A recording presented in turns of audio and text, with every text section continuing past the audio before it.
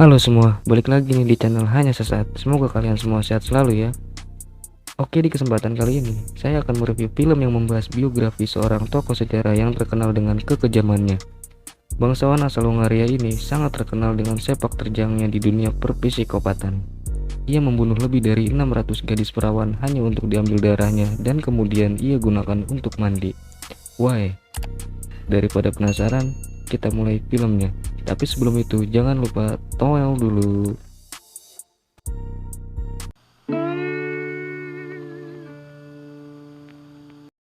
Film diawali dengan seorang pria yang sedang mengunjungi pemakaman yang dikhususkan untuk para prajurit kejam dan sadis, serta raja-raja yang gila dan pengkhianat-pengkhianat yang serakah, rakus, dan juga maruk. Dan di antara makam tersebut terdapat makam seorang wanita yang akan kita ulas sejarahnya kali ini, yaitu makam Elizabeth Bathory. Dan di depan makam tersebut, pria itu mengingatkan kembali sejarah kehidupan dan sepak terjang dari Elizabeth semasa hidupnya dulu. Dan film ini pun baru dimulai. Kita akan dibawa kembali ke tahun 1565. Di sana terlihat seorang bayi bernama Kontes Elizabeth Bathory yang baru brojol. Ia dilahirkan di Hongaria dan berasal dari keluarga yang terpandang pada masanya. Sejak dilahirkan, Elizabeth ini sudah dijodohkan dengan kedua orang tuanya oleh Ferenc Nadasdy yang memiliki kedudukan dan kasta yang sama dengan keluarganya. Dan di kehidupan keluarganya sejak masih bocil, Elizabeth sudah diajarkan supaya tidak memiliki rasa takut dan belas kasih atau iba pada apapun. Dimulai dari diperlihatkannya pelayan yang sedang dihukum, melihat mayat sang ayah, serta mengubur hidup-hidup anak ayam yang ia beli dari depan SD-nya. Wow. Semua itu dilakukan oleh keluarganya untuk menjadikan Elizabeth menjadi seorang yang pemberani dan tidak berperasaan. Psikopat lagi psikotes sama keluarga. Saat menginjak usia remaja, seperti para ABG umumnya, Elizabeth menjalin hubungan dengan seorang laki-laki yang seumuran dengannya hingga ia kobun alias tekdung lalala. Namun saat ibunya mengetahui hubungan tersebut, ia pun seketika sangat marah kepada Elizabeth. Ibunya pun kembali mengingatkan kalau dirinya telah dijodohkan dengan pria pilihan keluarganya yang satu level dengannya. Kemudian untuk menutupi aib atas perbuatan zina mereka, sang pacar pun disiksa dan dibunuh dengan kejam tepat di hadapan Elizabeth yang saat ini sedang hamil tua. Digeprek seluruh. Singkat cerita, ketika bayi yang dikandung Elizabeth lahir, ibunya pun tega memisahkannya dan menitipkannya ke salah seorang penduduk. Lalu di umur yang masih jadi dede gemes sekitar 15 tahun, Elizabeth pun menikah dengan Ferenc Nadasdy. Tak lama setelahnya itu, ibunya pun meninggal dunia. Tak terasa saya cerita sudah 10 tahun, dan Elizabeth ini pun sudah memiliki 3 orang anak. Sang suami yang merupakan abang-abangan komandan perang sangatlah disegani di wilayahnya. Lalu ditambah dengan Elizabeth yang begitu sangat pintar mengelola keuangan dengan dagang seblak dan pop es, sehingga harta yang mereka miliki pun berlipat ganda dan sangat pesat, dan menjadikan keluarga mereka sangat terpandang dan juga ditakuti pada masa itu. Sampai-sampai pihak kerajaan pun berutang kepada keluarga mereka. Raja kok ngutang? Singkat cerita, setelah berperang, Nadasdy mengunjungi kediaman Raja Matthias untuk mengambil upahnya selama setahun perang.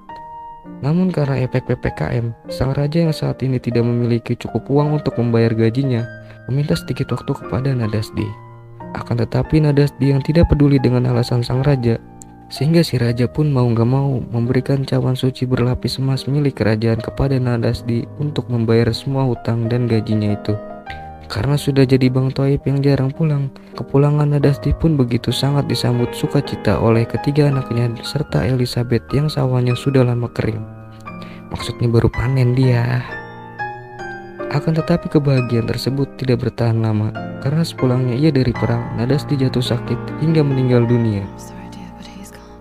Dan ini membuktikan bahwa sehebat apapun dirimu, setinggi apapun jabatanmu, dan sekaya apapun hartamu, masih ada Rafathar yang lebih darimu. Maksud saya, kalau malaikat maut sudah datang menjemput, maka tidak ada yang dapat menghentikannya. Lalu Elizabeth menitipkan anak-anaknya di Wina agar anaknya mendapat pendidikan yang layak, sehingga Elizabeth bisa fokus mengurus kastil dan bisnis seblak cekernya itu.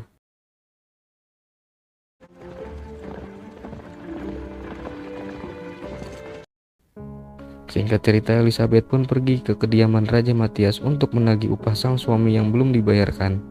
Namun si Raja Matthias yang belum membayar upah Nadasti dikarenakan perpanjangan PPKM yang berlanjut, ditambah kondisi saat ini masih dalam keadaan berperang. Dan di momen inilah Elizabeth menegaskan kalau dengan kematian suaminya tidak akan melemahkan posisi, konsistensi, serta eksistensinya di hadapan sang raja. Untuk itu ia pun kembali mengirim tentara didikan suaminya kembali ke medan perang.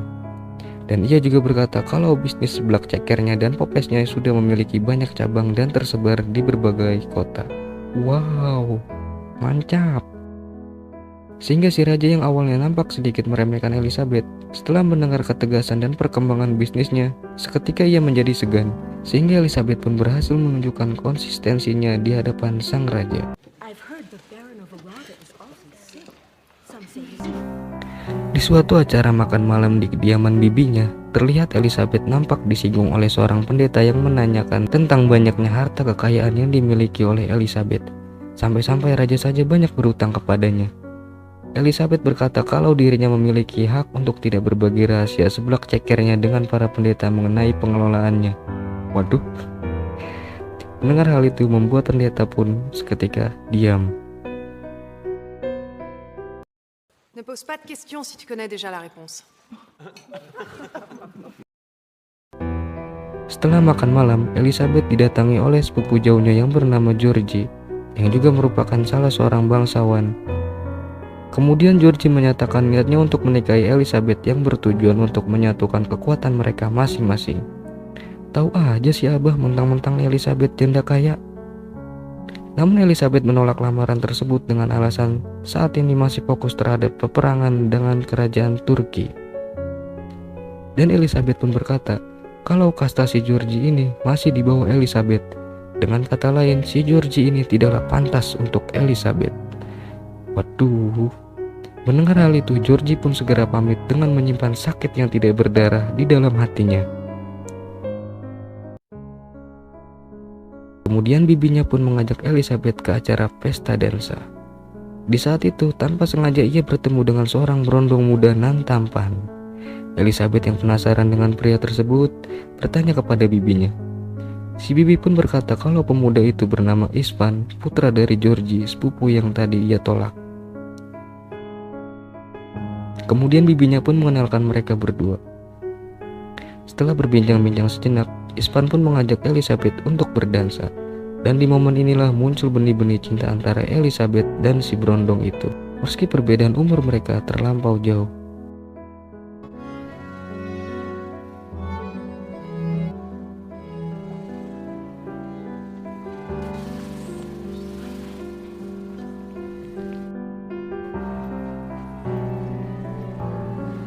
Dan ketika malam harinya terjadilah ufuk-ufukan antara mereka.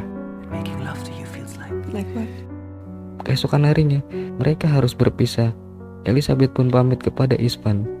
Kemudian Ispan pun berkata kalau dirinya akan mengirim surat kepada Elizabeth setiap minggunya. Ia juga memberikan kalung miliknya agar Elizabeth selalu mengingat Ispan. Waduh, so sweet. Sesampainya Elizabeth di kediamannya, ia menceritakan kepada anak asisten kepercayaannya. I have so much to tell you. I had an affair with a young man. It was Istvan Churzo. It is the most noble feeling known to man. Ia juga meminta dibuatkan salep yang bisa membuat kulitnya terlihat nampak lebih muda. Karena perbedaan usia mereka yang terlampau jauh, yakni usia Elizabeth sudah 39 tahun, sedangkan Ispan yang masih 21 tahun. Kemudian Anna mencoba menasihati Elizabeth bahwa kalau sama berondong jangan serius-serius tante. Tante sudah tidak muda lagi. Mendengar hal itu, Elizabeth pun marah. Enough. Singkat cerita, Elizabeth bertemu kembali dengan Ispan. Ya apalagi kalau bukan ufuk-ufukan. Ispan pun juga memberitahu bahwa kalau sebentar lagi ia akan menikah dengan wanita pilihan orang tuanya.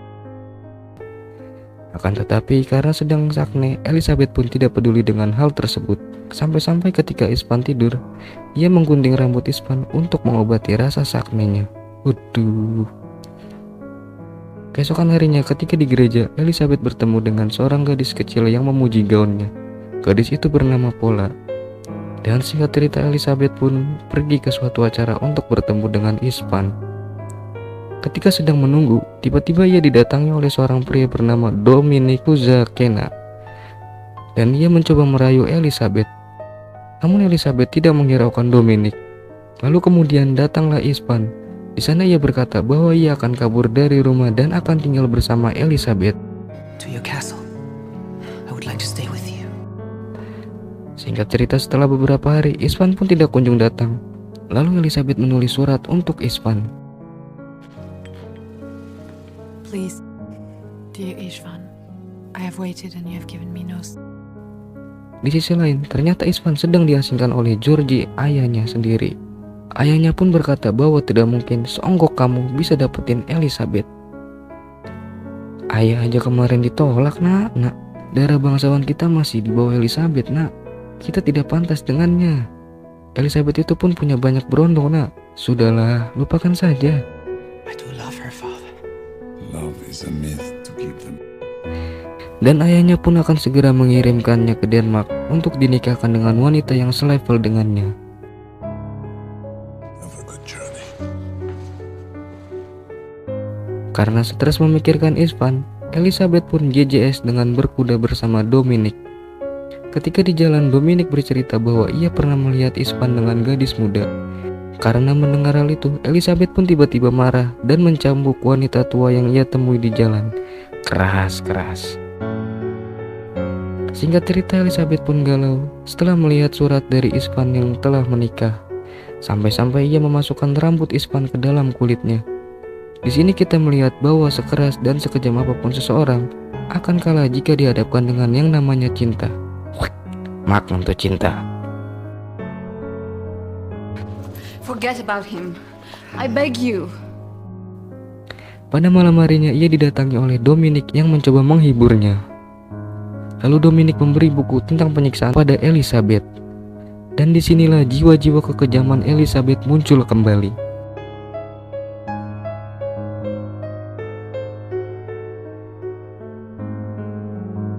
Keesokan paginya ketika sedang tacap, tanpa sengaja asisten yang bernama Dorka menarik rambut Elizabeth yang sedang disisir. Sakit blok.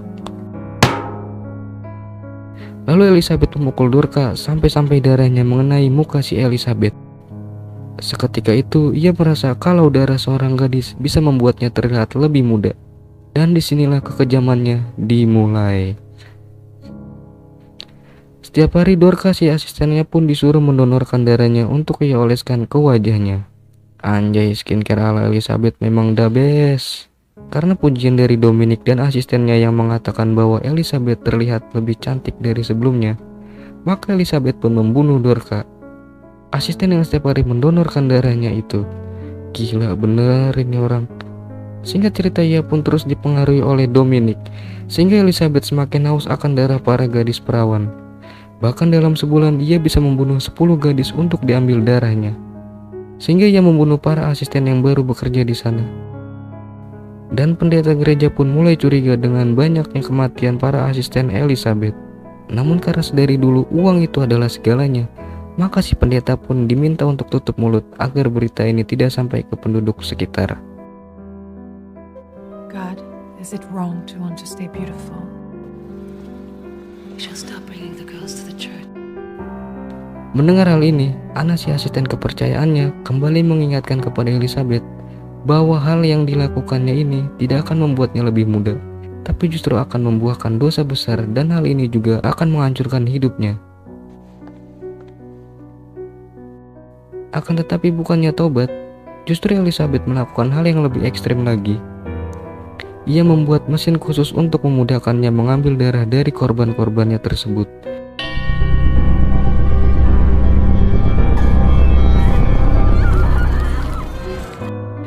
Di sisi lain, ternyata Anna mengetahui bahwa Dominic adalah orang yang sengaja menghasut dan menjebak Elizabeth demi meruntuhkan kekuasaan Elizabeth.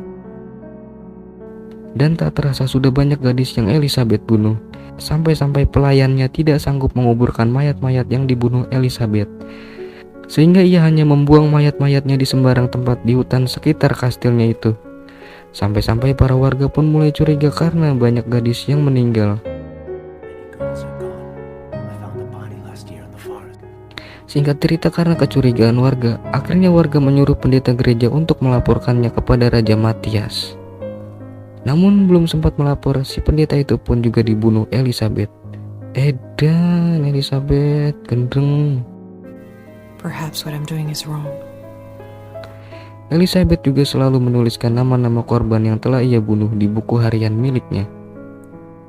Mengetahui akan hal itu, pada malam harinya Dominic yang berada di kastil Elizabeth secara diam-diam mengambil buku harian Elizabeth dan juga mencari tahu di mana keberadaan mesin yang digunakan Elizabeth untuk membunuh korbannya. Lalu setelah mengetahui itu semua, Dominic pun pergi dari sana. Keesokan harinya Elizabeth yang kehilangan buku hariannya mulai panik dan meminta para asistennya untuk mencari Dominic yang kabur. Di sisi lain, anak asisten kepercayaannya yang sedang sakit memberitahu semua kepada Elizabeth tentang tujuan Dominic yang hanya ingin menjebak dan menjatuhkannya. Everything that is alive must die, and you will too. Elizabeth, you have gone too far. Hari demi hari pun ia lalui dengan kepanikan akan ucapan Anna tentang Dominic. Pada malam harinya, untuk menghibur Elizabeth, para pelayan mereka membawakan seorang gadis untuk ia jadikan korban. Ketika melihat gadis itu, Elizabeth teringat oleh seorang anak kecil yang pernah memuji gaunnya waktu itu. Dan ketika ditanya namanya, ternyata memang benar, gadis itu adalah Paula, anak kecil yang dulu pernah ia temui di gereja. Lalu Elizabeth membisikkan Paula agar ia lari sebelum Elizabeth membunuhnya.